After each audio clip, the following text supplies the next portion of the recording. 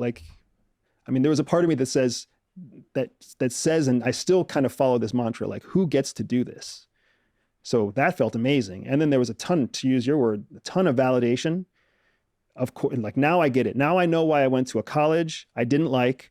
Now I know why I put up with a stepdad and listened to my mom. And like, I don't need love, and you don't need support, and you don't need a family that cares about you as a person. All you need is to check the fucking boxes, because this is where you get to go when you check the boxes. And now that I've checked all the boxes, I'm free.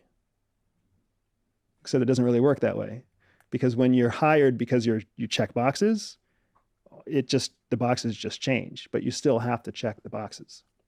And at that point, it goes from interview to, I guess, training. Correct.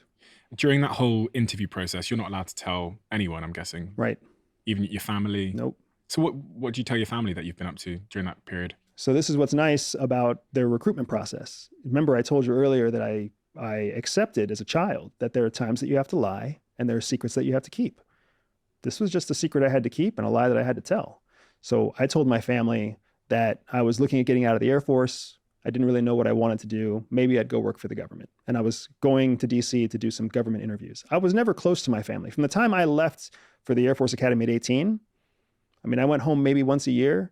Every time I tried to go home, it was always a kerfluffle, because my parents didn't want to buy the airline ticket because it was expensive, and I didn't have money to buy an airline ticket, so I had to ask them. And it was the same song and dance every Christmas holiday, right? Like, I'd like to come home. I don't have any money. Well, we don't have any money either. Maybe you shouldn't come home. So it was really easy to be 27 years old. Almost 10 years after that, I'm not really close to my family. So I tell them as little as possible.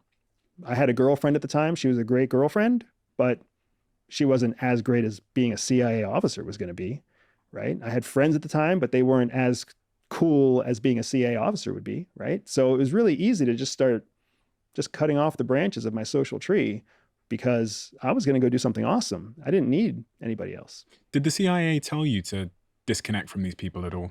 They told you that you would have to eventually. And, you know, they explain how you're going to go into covert service. If you're going to go into clandestine service, you can't take a whole Rolodex of people with you. So